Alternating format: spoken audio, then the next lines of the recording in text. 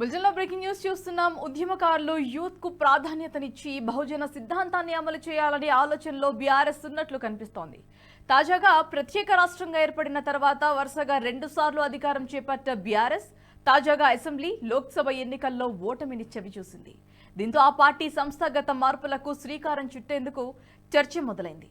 మళ్లీ ప్రజలకు దగ్గరయ్యేందుకు వచ్చే ఎన్నికల నాటికి పార్టీని పటిష్టం చేసేందుకు ఇప్పటి నుంచే యాక్షన్ ప్లాన్ మొదలుపెట్టిందనే టాక్ కూడా నడుస్తోంది.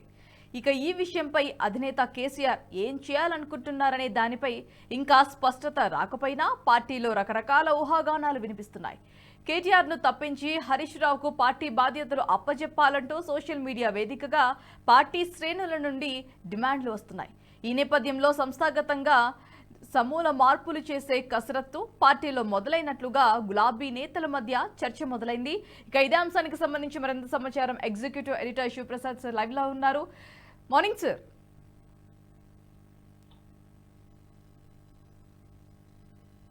Good morning Bharati.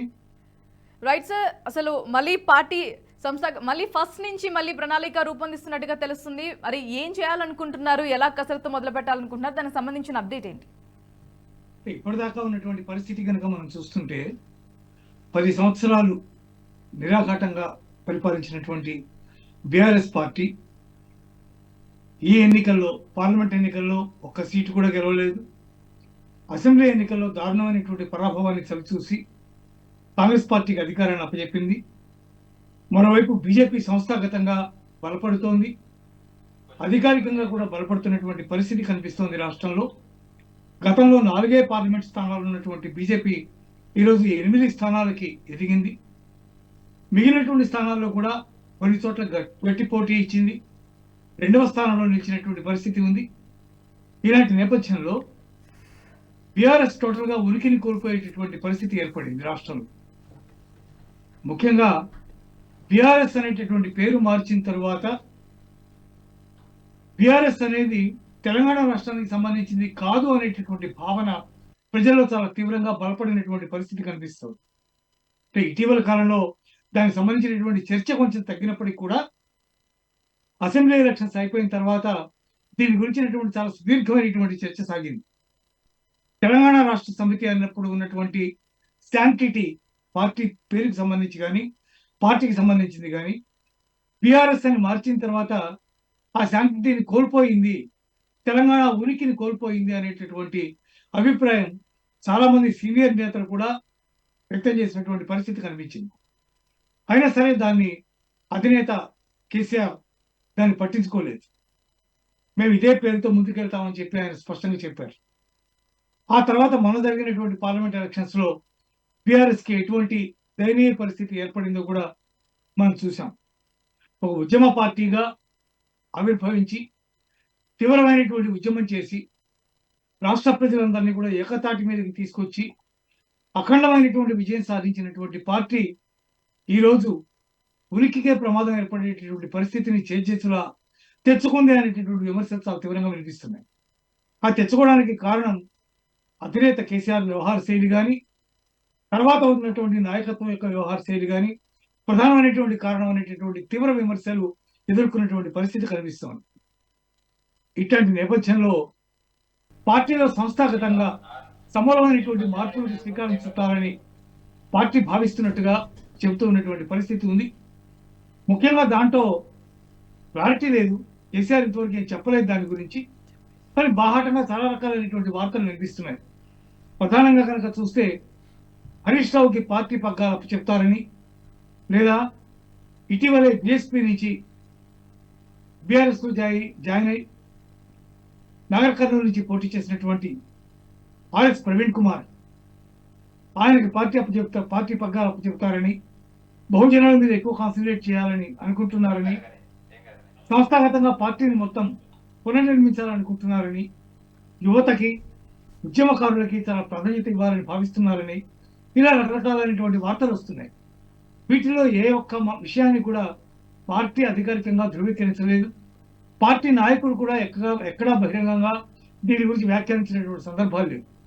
కానీ కేటీఆర్తో కంపేర్ చేస్తే, వర్కింగ్ ప్రెసిడెంట్గా ఉన్నటువంటి కేటీఆర్తో కంపేర్ చేసి హరీష్ రావుని చూస్తున్నటువంటి పరిస్థితి మనకు కనిపిస్తుంది. ఒకవేళ హరీష్ హరీష్ రావు రావుకి బాధ్యతలు అప్పగిస్తే మళ్ళీ పార్టీ పుంజుకునే అవకాశాలు ఉన్నాయంటారా? ప్రస్తుతం ఉన్న పరిస్థితుల్లో ఎవరికి అప్పచెప్పినా కూడా, హరీష్ రావుకి అప్పచెప్పినా కూడా పార్టీ పుంజుకునే అవకాశాలు చాలా తక్కువగా ఉన్నాయి. ఓకే, మేము ఎందుకు మొట్టమొదట ఈ అంశానికి సంబంధించి బీఆర్ఎస్ అనేటటువంటి ప్రస్తావన తెచ్చానంటే, పార్టీ తెలంగాణకు సంబంధించింది అనేటటువంటి ఆలోచన ప్రజల్లో పోయింది. తెలంగాణ రాష్ట్ర సమితి అనేటప్పుడు అది తెలంగాణకు చెందినటువంటి పార్టీగా, తెలంగాణని ఓన్ చేసుకునేటువంటి పార్టీగా దానికి ఒక బలమైనటువంటి గుర్తింపు ఉండేది. ఎప్పుడైతే దాన్ని బీఆర్ఎస్ గా మార్చారో ఆ గుర్తింపు పోయింది. ఆ తర్వాత అనేక రకాలైనటువంటి అవినీతి, కుంభకోణాలు, అనేక రకాలైనటువంటి ఇష్యూస్ లో పార్టీ కూరుకుపోయింది. ముఖ్యంగా ఫోన్ ట్యాపింగ్ చాలా భయంకరమైనటువంటి నేరం.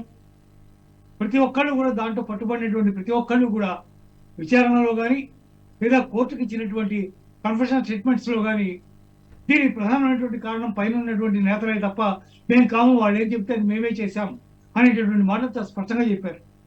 కేసీఆర్ పేరు కూడా బహిరంగంగా చెప్పారని చెప్పి కొంత ప్రచారం కూడా జరిగింది. దీనికి సంబంధించినటువంటి క్లారిటీ ఇంకా అధికారికంగా లేదు. అలాగే ప్రభాకర్ రావు ఇంకా తిరిగి రాలేదు. ఆయన వచ్చిన తర్వాత కానీ దానికి సంబంధించినటువంటి క్లారిటీ వచ్చే అవకాశం లేదు. మరోవైపు మద్యం కుంభకోణంలో కవిత బెయిల్ కూడా రానటువంటి పరిస్థితిలో ఉన్నారు.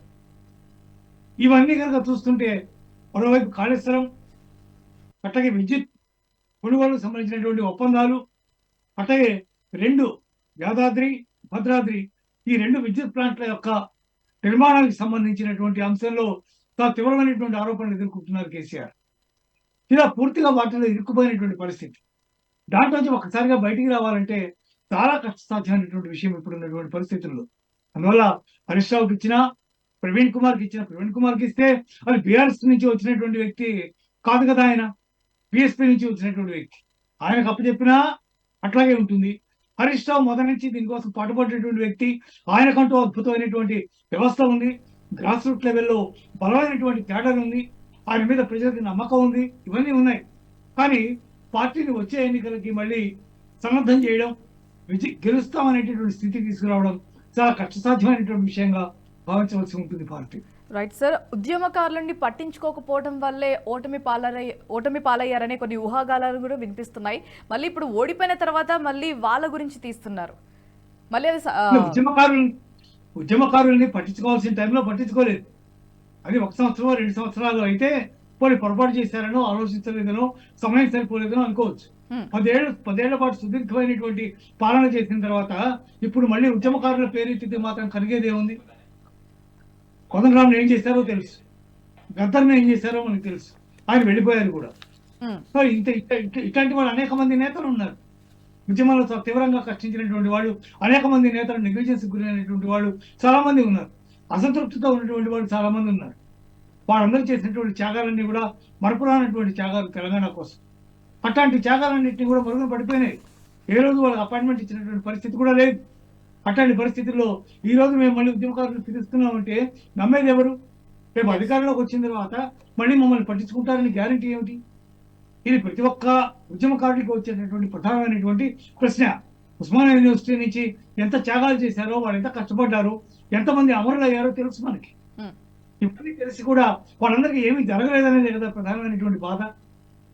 అవన్నీ సరిగా చేయకుండా 10 ఏళ్లు పరిపాలించి వాళ్ళకి ఎట్లాంటి రెస్పెక్టివ్ లేకుండా ఈ రోజు ఒక్కసారిగా మేము ఉద్యమకారులు మళ్ళీ దగ్గరికి తీస్తామంటే నమ్మేవాళ్ళు ఎవరున్నారు? ఎవరు లేరు. అందువల్ల ఇప్పుడు ఏ పాఠాలు వల్లించినా, ఇప్పుడు ఏం చేస్తామన్నా దానివల్ల ఇమ్మీడియట్ గా కలిగే ప్రయోజనం ఏం లేదు. ఉన్న ఎమ్మెల్యేలు కూడా చాలా మంది ఇప్పటికే వేరే పార్టీలతో మంత్రాలు జరిపారని, రెడీగా ఉన్నారని అనేక స్టేట్మెంట్ ఇచ్చారు కాంగ్రెస్ వాళ్ళు కూడా. అయితే బీజేపీ వైపు కానీ లేదా కాంగ్రెస్ వైపు కానీ వాళ్ళంతా వెళ్ళిపోయే పరిస్థితి కనిపిస్తుంది. ఇట్లాంటి నేపథ్యంలో పార్టీని మళ్ళీ ఒక్కడు లేకపోయినా నేను మళ్ళీ ఉద్యమం చేస్తా, బలోపేతం చేస్తా అంటే అది ఎంతవరకు సాధ్యం అనేది అధినాయకత్వానికి మాత్రమే తెలియాల్సినటువంటి పరిస్థితి party. Right sir, thanks for the update. ఈ వీడియో మీకు నచ్చినట్టయితే లైక్ చేయండి, 10 మందికి షేర్ చేయండి. అలాగే కామెంట్ల రూపంలో మీ అభిప్రాయాలను మాతో పంచుకోండి. Nationalist hub group of channels ను సబ్స్క్రైబ్ చేసుకుని తెలుగునాట జాతీయవాద జర్నలిజాన్ని ప్రోత్సహించండి. ఈ వీడియో కింద ఉన్న బెల్ ఐకాన్ పై క్లిక్ చేయడం మర్చిపోవద్దు.